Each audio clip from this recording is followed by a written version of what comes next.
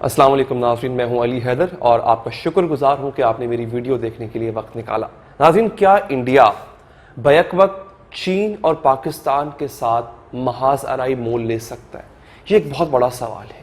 اس سوال کا جواب دینے کے لیے ناظرین اس وقت میرے ہاتھ میں کچھ آرٹیکلز موجود ہیں، بی بی سی کے آرٹیکلز موجود ہیں اور ایک سٹڈی موجود ہے جو کہ ایک بہت ہی مشہور ادارے جس کا نام ہے فائر پاور۔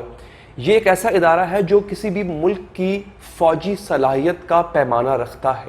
اس کی ایک سٹڈی موجود ہے جس نے چین، بھارت اور پاکستان کی فوجی طاقت کا موازنہ کیا اور پھر وہ ایک نتیجے پر پہنچا۔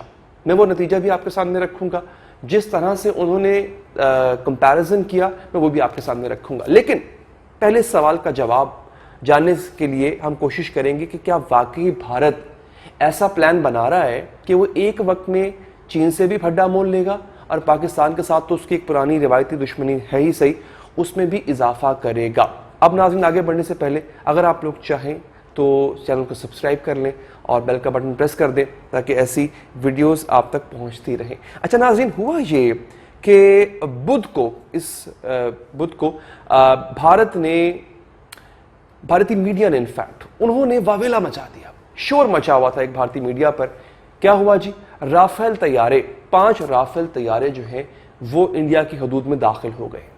ناظرین، بھارت نے تقریباً 60,000 کروڑ روپے کی مالیت کے یہ 36 رافیل طیارے خریدے ہیں، جس کی پہلی کھیپ 5 طیاروں کی بھارت پہنچ چکی ہے اور تقریباً جو کہا جا رہا ہے کہ آئندہ برس کے اختتام تک جو باقی طیارے ہیں وہ بھارت کو مل جائیں گے۔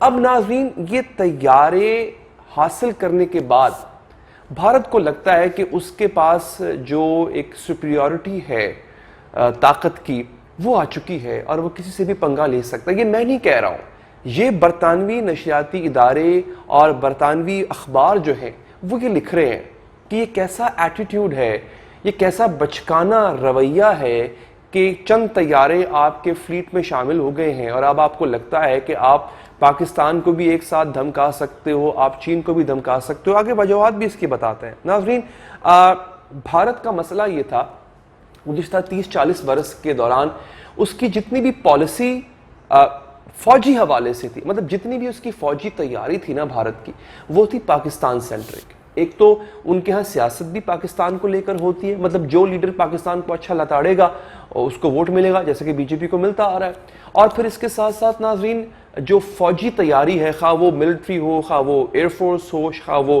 نیوی ہو، وہ سب پاکستان کو نظر رکھ کے، پاکستان کو سامنے رکھ کے بنائی گئی کہ پاکستان کو ہم نے کاؤنٹر کس طرح کرنا ہے۔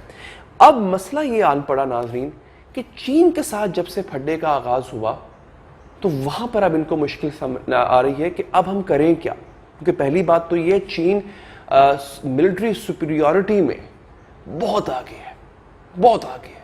بھارت نے جتنی بھی تیاری کی تھی، بھارت کے پاس بھی کم اسلحہ نہیں ہے، بھارت کے پاس بھی چھوٹی فوج نہیں ہے، لیکن جس طرح کی تیاری انہوں نے کی تھی پاکستان کے لیے، وہ تیاری ان کی چین کے لیے نہیں ہے۔ لیکن ناظرین، اب بھارت کو اپنی یہ پالیسی تبدیل کیوں کرنا پڑ رہی ہے، اس کی میں آپ کو ایک مختصراً وجہ بتا دیتا ہوں، پھر میں اپنے اس تقابلی جائزے پر آؤں گا جو فائر پاور نامی ایک ادارے نے کیا ہے کہ اس ملک کے پاس کتنی طاقت ہے۔ اچھا، ہوا یہ کہ تقریباً یہ 3,800 کلومیٹر لمبی سرحد بھارت اور چین آپس میں شیئر کرتے ہیں۔ ناظرین، کافی عرصے سے بھارت اپنے سرحد کے اوپر، اپنے اس سرحد کے اوپر جو چین سے شیئر کرتا ہے، جو کہ ڈسپیوٹڈ ہے، کیونکہ اس کے کئی ایسے علاقے ہیں، سکم ہے، اروناچل پردیش ہے، لداخ ہے، اس کے کئی ایسے علاقے ہیں جس پر چین کا کلیم ہے۔ تو ناظرین، بھارت نے کیا کیا، بھارت نے وہاں پر آج سے کوئی کئی 15 برس پہلے شاہراہیں بنانا شروع کر دی۔ ناظرین، شاہراہیں جب بننا شروع ہوئی تو چین نے جب یہ بھانپا کہ بھارت کے کچھ ایسے عزائم ہیں، تو چینی سائڈ سے بھی اس جگہ پر نہ صرف شاہراہوں کا آغاز ہوا، یعنی سڑکیں بننا شروع ہوئیں، بلکہ وہاں پر ملٹری بیسز انہوں نے بنانا شروع کر دی، کیونکہ چین جانتا تھا بھارت کس خصلت کا ملک ہے اور وہ کسی بھی طرح کی شرارت کر سکتا ہے، تو انہوں نے بھی ملٹری بیسز بنانا شروع کر دی۔ بھارت نے ایک اور کام کیا جس کی وجہ سے چین کو، جسے کہتے ہیں سوئے ہوئے شیر کو جگایا۔ وہ ہوا یہ ناظرین کہ بھارت نے جب پچھلے سال 5 اگست کو کشمیر کی خصوصی حیثیت کو ختم کیا، یہ 5 اگست آنے والی ہے، اس کی برسی کہہ لیں آپ، اس کی اینیورسری کہہ لیں آپ، برسی تو خیر بھارت کی ہوگی انشاءاللہ، وہ منائی جائے گی اس دفعہ۔ اچھا، 5 अगस्त को जब कश्मीर की खुसूसी हैसियत इन्होंने ख़त्म की कानून पास करके, इन्होंने उसी दौरान एक करारदाद और पास की। उस करारदाद ने उसने जो चीन के साथ डिस्प्यूटेड इलाके थे, जिनमें चीन के ज़ेरे इंतज़ाम अक्साई चिन का इलाका था, उसको भी इन्होंने भारत का हिस्सा बना दिया। ये था वो ट्रिगर पॉइंट, ये था वो लम्हा जब चीन को एहसास हुआ कि अब बात सिर्फ शाहराहों तक नहीं रही, बात अब आगे बढ़ गई है। इंडिया तो कोई बहुत बड़ी शरारत ना कर दे, क्योंकि कश्मीर में तो शरारत का आगाज भारत कर चुका हुआ था। तो जब यहाँ पर बात पहुंची नाज़रीन, तो फिर चीन ने एडवांसमेंट करना शुरू कर दी, फिर चीन आगे बढ़ा। और जब चीन आगे बढ़ा तो भारत को अब मसला ये पड़ गया कि अब वो करे क्या। अब हो ये नाज़रीन ये रहा है कि भारत के जो हाल ही में सुबकी उठाना पड़ी है, 20 फौजी मरवा के अपने, उनका बदला वो ले नहीं पा रहा। बढ़ के बहुत बड़ी बड़ी मार चुके थे बीजेपी वाले और ये मोदी साहब जो है, अब वो जब हो नहीं पा रहा तो भारत को within their own country हजीमत का सामना है। उनके मुल्क के अंदर से अपोजिशन तक आवाज उठा रही है, अपने लोग आवाज उठा रहे हैं कि भाई जाओ, इतने बड़े तुम फन्ने खाओ तो जाके लो बदला, और वो ले नहीं पा रहे। अब उसका तरीकाकार क्या कर रहे हैं, वो कर ये रहे हैं कि जो अभी हाल ही में अमेरिका ने चीन के साथ एक कोल्ड वॉर का आगाज किया है, ये अमेरिका के मुकम्मल एलाय बने हुए हैं। भारत की मैं बात कर रहा हूं, मतलब अमेरिका का, यूं कह लें कि अमेरिका का कंधा बनना चाह रहे हैं। अमेरिका भी पूरी पूरी हवा दे रहा है चीन और भारत के तनाज़े को, अमेरिका का कंधा बनना चाह रहे हैं, अमेरिका को इस्तेमाल भारत करना चाह रहा है ताकि किसी न किस तरह से अपनी हजीमत का जो है वो खात्मा कर सके। अब मैं आपको बड़ी इंटरेस्टिंग स्टडी जो है फायर पार की नाज़रीन वो बताता हूँ। वो कहती क्या है कि अगर इन दोनों ममालिक में कोई जंग हो खुदा न खास्ता, तो फिर किसके पास मिलिट्री सुपीरियरिटी है, क्योंकि भारत तो ऐसे अज़ाइम रखता है। नाज़रीन ये है एक इदारा फायर पावर, इसके मुताबिक इंडिया का जो सालाना दिफाई बजट है वो है 71 अरब डॉलर, जबकि चीन का जो बजट है वो है 261 अरब डॉलर्स। ठीक है जी। इंडियन फौज में तकरीबन 14,44,000 फौजी हैं, जबकि चीन में 21,83,000 फौजी हैं। पाकिस्तान में यह तादाद है 6,20,000। ठीक है जी। चीन के पास जंगी तैयारों की तादाद है 3,210, जबकि इंडिया के पास है 2,123। पाकिस्तान के पास 991 जंगी तैयारे हैं। चीन के पास फौजी नौयत के 911 हेलीकॉप्टर्स मौजूद हैं, जबकि इंडिया के पास 722 हेलीकॉप्टर्स हैं। इंडिया के पास 4,292 और चीन के पास 13,050 टैंक हैं। कितना बड़ा फर्क है, आप यहां से देख लें। चीन के पास 40,000 बख्तरबंद गाड़ियां हैं, जबकि इंडिया के पास की तादाद है 6,686। इंडिया के पास एक तैयारा बरदार जहाज है, एयरक्राफ्ट कैरियर जिसको कहते हैं, चीन के पास ऐसे 2 हैं।